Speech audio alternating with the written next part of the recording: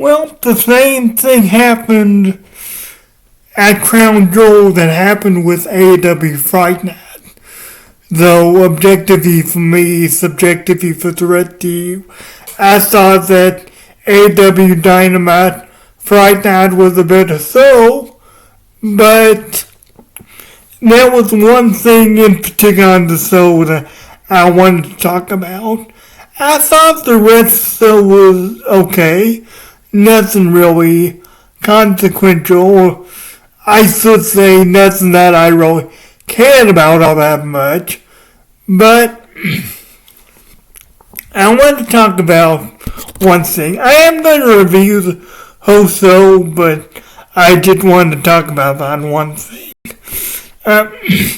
To start off, I guess there was something significant that happened at the beginning of the show. Now, I did not expect this. I had seen the report like an hour before the show from Fightful about the match order. And it said Roman Reigns and the Usos versus the New Bloodline, Sonya Sakura, Jacob Fatu, and Tama Tonga were going on for.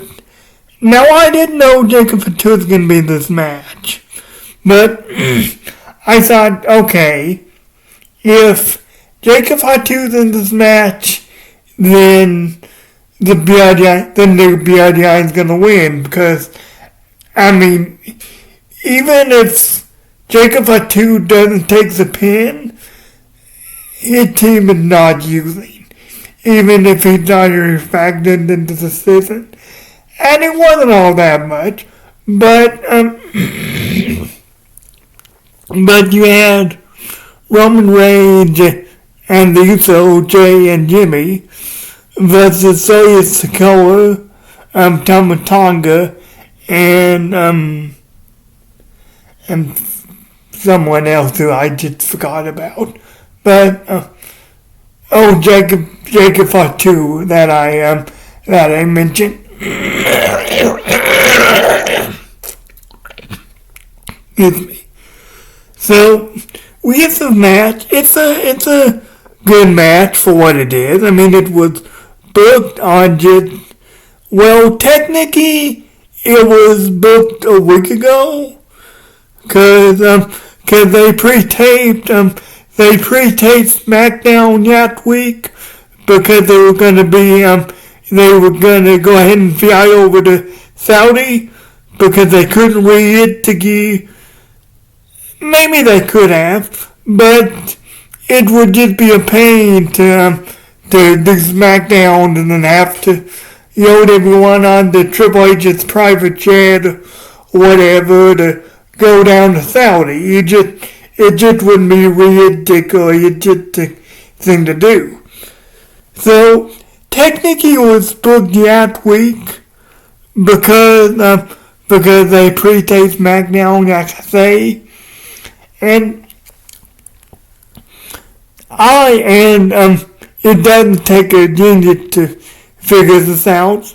The Bloodline, the reunification of the original Bloodline, Roman Reigns and Usos, their reunification was very rushed, but it sort of had to be.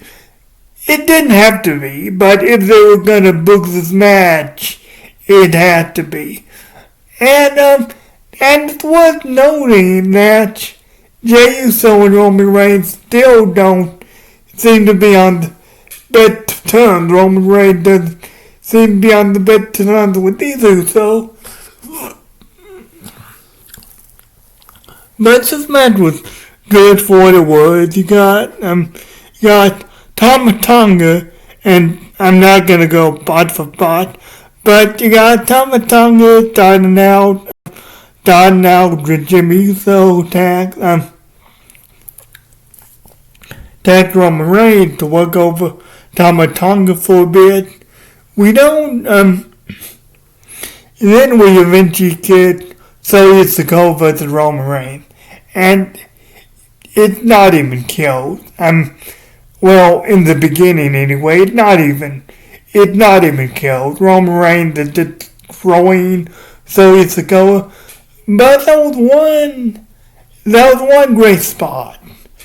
Roman Reigns hits the Superman punch on Solo Sikoa. Solo Sikoa down. Roman Reigns goes to the spear. Solo Sikoa catches him with the knee or with the kick and just quickly spikes him. So I thought that was great. And then he spikes him again. He spikes him one more time for good measure. And then Solo Sikoa team wins. Crucially, like I say, Jacob Fatu didn't factor into the decision. He really didn't do a whole lot of note in the match from what I remember. I mean, he got taken out by the Usos. I won't say easy, but I don't want to say easy anyway, but I am gonna say it. He got taken down more easy than I thought he should have, or than I thought he would.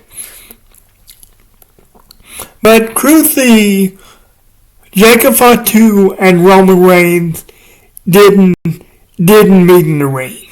I mean, you're 50.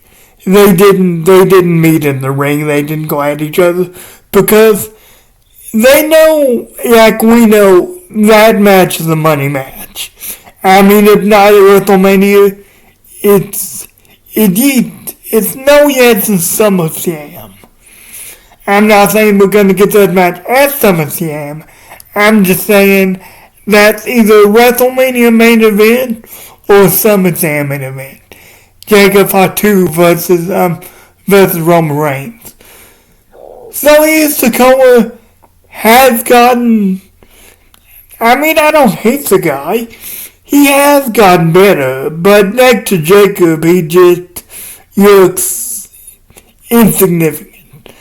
I'm not meaning that's the way it sounds, that to be disparaging or anything, but Jacob Fatu was just so far above him in terms of charisma.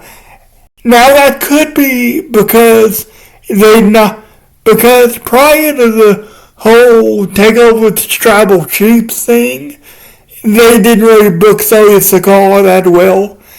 Like they had him beat John Cena, but even or not, that almost meant nothing. Because after he beat John Cena, he went on a losing streak. Can you imagine a losing streak after beating John Cena? So yeah, if Solo Sikoa had been built up more, maybe we'd feel differently about Solo Sikoa being in the role he's in. But now, for now, he just looks severely out of place, especially next to Jacob. But this is good for him. They beat Roman Reigns, Solo Sikoa's bloodline beat Roman Reigns. Not without distraction, I would say. But they did beat, at the end of the day, Solo Sikoa did pin Roman Reigns. And Solo Sikoa pinned Roman Reigns. Not anybody else. So that was really good for him. I don't need to see that at a pay-per-view, but that was good for him. Whatever, if they're building this up for a Survivor Series, a War Game, something, that could be really interesting. Next up, we get the women's crown. Well, no, we get the women's tag title match. A triple threat dance with Naomi on it. Yeah, I know Piper Niven and Chelsea Green won this match. Jay Coggy on Bianca as the champions. But I can't remember who tagged with Naomi. But anyway, this was a good match for what it was too. It was a fatal four-way, not a triple threat. I thought it was a fatal four-way. We had Yes Yetchin and Katan's Chance in that in this match too. This was a good match for what it was. Katan's Chance, I think it was Katan's Chance did a cold breaker. So that was very good. And this match went about 10-15 minutes maybe, and we got Bianca Belair and Jade Cargill to win and retain. So that was good. We got the Women's Crown Jewel Championship match. Liv Morgan versus Nia Jax. Now honestly, I didn't pay much attention. I was doing something else. But I know Nia Jax won. From what I watched, it was a very dominant. Liv Morgan won with the help of Raquel Rodriguez. I just assumed Nia Jax won when I got back in here, but I heard the announcer say Liv Morgan won. So Liv Morgan's the new Crown Jewel Women's Champion. I'm happy for her. Off the Dragon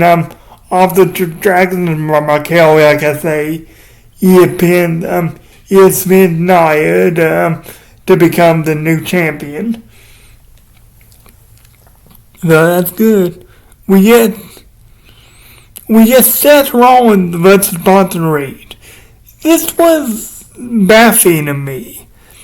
I mean, it was a good match as a match, but it was baffling to me because here's a guy in Seth Rollins. They commentated and pointed out, he has injuries. He's been beaten. He's been mauled. He's been victimized by his opponent over the past months. He hasn't had a match in, I think they said 2 or 3 months. I think they said July, I'm pretty sure or something. But he hasn't had a match since the July. So they were building this up. They're building us up to say, okay, he's got excuses, and Bronson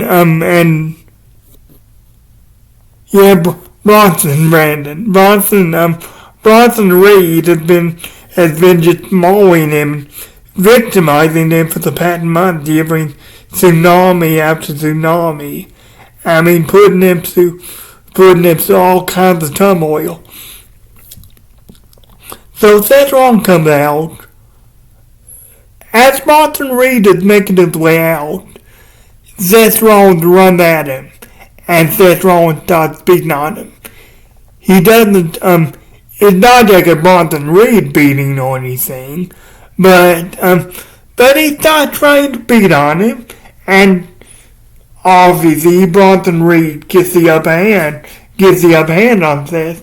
Not only is he much bigger than Seth, as we've seen, but Seth has excuses. He has injuries from this man. So Bronson Reed gets Seth Rollins in the ring. Goes up top, hits a tsunami. Doesn't pin him or anything. Goes for another tsunami. Seth Rollins just rolls out of the way. That was utterly baffling to me.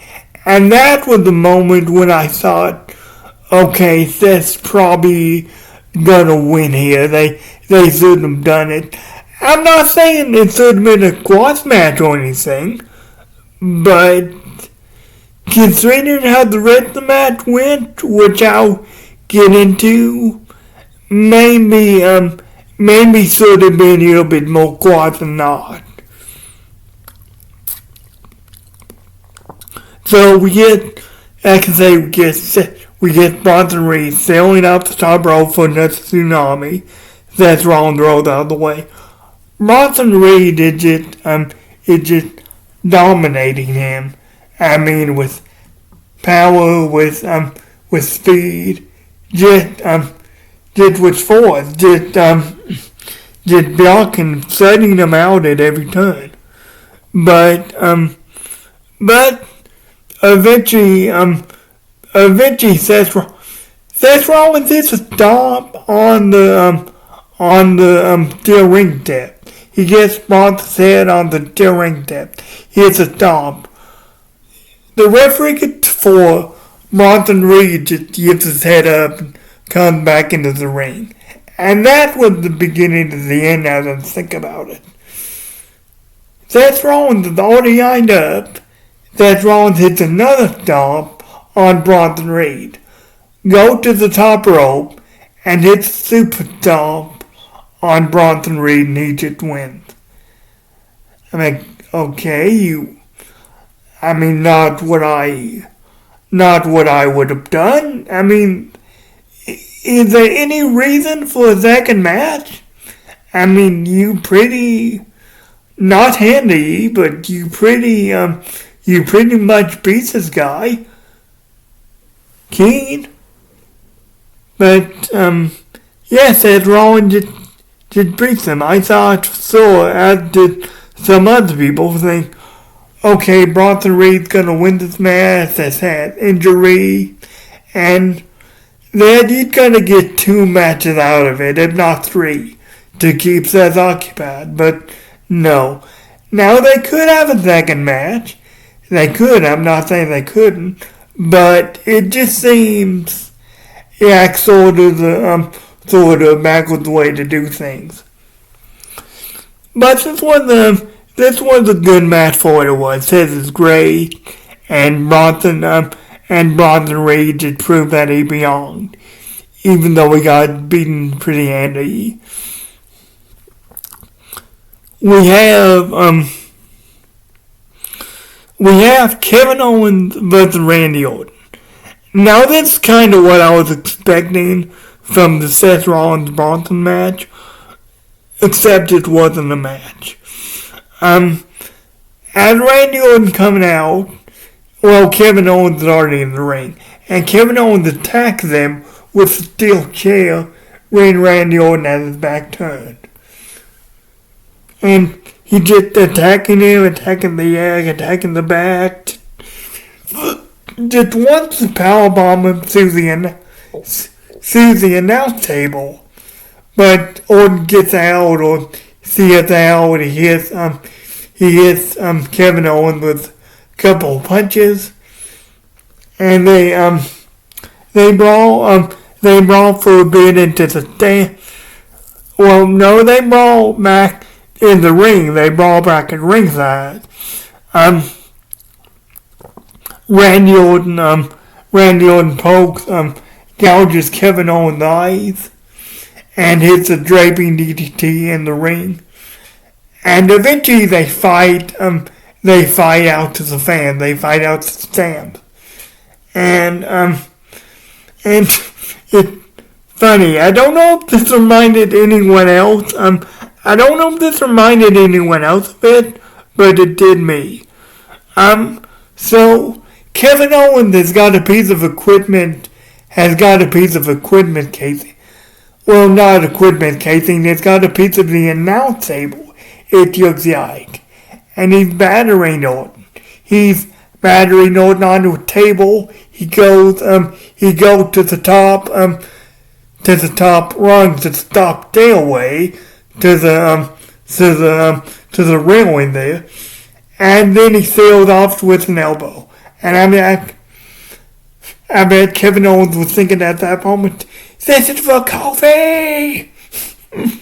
Because in 2009, Kofi Kingston and Randy Orton were in a rivalry where Kofi Kingston pretty much did the exact same thing. He got Randy Orton on a table, and pretty soon with a piece of the announce deck too. He got Randy Orton on the table. He stood on the steel railing with the stairs off, and then he came off with the boom drop. But unfortunately, Randy Orton didn't. I mean, honestly, I can't remember if that's ever been confirmed or not, but WB or Randy Orton himself, someone said he had a sort of a medical condition, like intermittent explosive disorder. I don't know if that's a real thing or not, or if that was real Randy. But a few weeks later, Randy Orton, John Cena, and Kofi Kingston on the triple threat match. Can you imagine that? Your third year in the company. I think he debuted in 2008. So, but maybe 2 years, 1 year. Your first to second year in the company. You're in a triple threat match with Randy Orton and John Cena. And apparently Kofi met the bar, like there was a punch spot or RKO bar that Kofi met up. I can't remember how. But he met it up. And Randy Orton hits him with the vicious RKO and she goes, stupid. And then he goes to the back and that's the end of Kofi's first. He goes to the back and complains to Vince McMahon about Kofi and that's the end of Kofi's first for a decade. I mean, it would have been the end period of Kofi Kingston's push. If not for 2019 where the crowd got so salty behind him. And funny enough, Kofi wasn't even supposed to be in that match. Mustafa Ali was. But Mustafa Ali got injured. So Kofi Kingston substituted. Where people remembered, oh yeah, this guy was supposed to be a big deal like 10 years ago. But then all that drama, that childishness with Randy Orton happened. Hey, I get it. People can get injured off stuff like that. People can get hurt off stuff like that. But I've seen Randy Orton botch moves before. And no one's ever done that to him.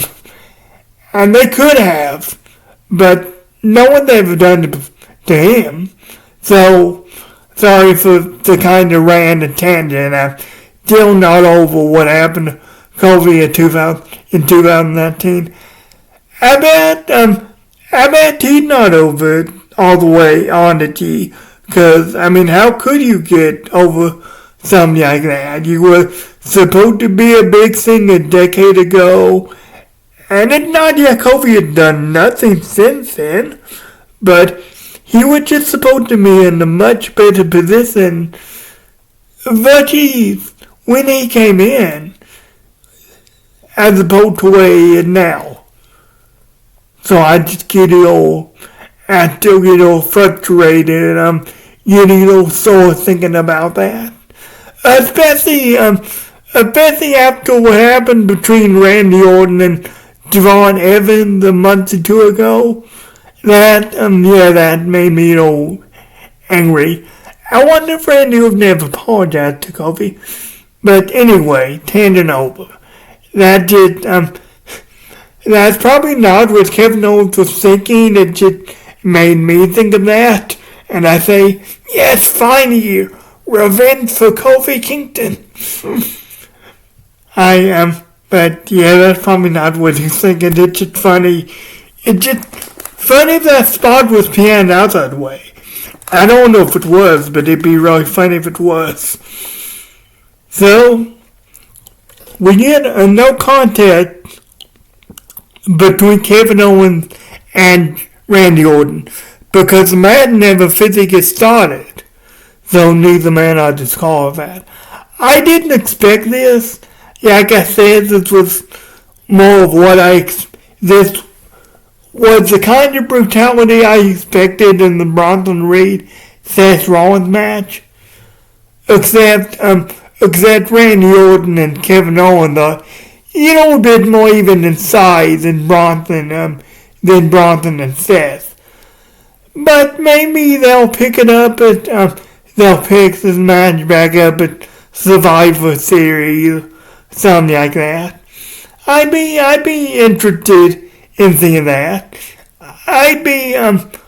One thing that needs to happen, Kevin Owens, I know Kevin Owens put Randy onto a table tonight, but he really needs to destroy Randy Orton. Not just myself, not just because of Kofi, but he needs to destroy Randy Orton because of how they've been building him up. How commentary's been building him up, how Triple H has been building him up. He really needs to go in there to destroy Randy Orton. Not an out-and-out squash, mind you, but he needs to go in there and to virtually destroy him. I could just Sami Zayn in that episode of NXT TakeOver for the title, where he got he went to declare the winner from Raptovich. We get the United States title match between LA Knight, Drake. Sorry, he hadn't been Drake in a while. But LA Knight versus Andrade versus Camille Hayes. I am so happy for Camille Hayes. I think, personally, if you ask me, I think Camille Hayes sort of, if not beaten Ilya Dragunov, I think he sort of had another match with Ilya Dragunov down in NXT for the NXT title. But instead of Trick Williams just winning it off him, because I saw that match and I didn't really think it was that great. But regardless, Camille Hayes is in the party then now with the United States in the United States title mix. Too much to go this spot for spot. LA Knight, or Camille Hayes tried to, LA Knight tried to pin both Andrade and Camille Hayes at the same time in the further on in the match, which was good because he wasn't gonna get it, but it was good because that commentary pointed out that'd be a good way to set them both out of the title picture, even though both the odds to LA Knight respectively was the title before. But you get Camille Hayes coming down on LA Knight with a leg drop. I forget what he called it, but he come down on him with the egg drop. He goes to spin. It looks like he's gonna get him, but Andrade breaks it up. Great stuff from good stuff from Andrade and Camille Hayes as usual. And LA Knight didn't detract from the match or anything, so that was good. LA Knight eventually wins with BFT. I missed the ending of this match. I forget why, but LA Knight eventually wins with the BFT. I'm gonna imagine. And then we get what I want to talk about. We get the main event: Cody Rhodes versus Gunther. Up until this point, the show was kind of forgettable. No disrespecting either performers, but this show was forgettable. It really was. But you get, which I guess is kind of what you want because this was the main event.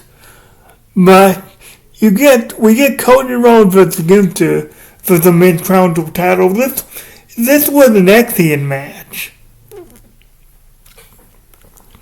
You You get reversals, you get a lot of chain wrestling, a lot of arm drags, some near fall off the missing, some deep holds by Gunther, some almost deep holds by Gunther, some nice wrestling by Gunther too.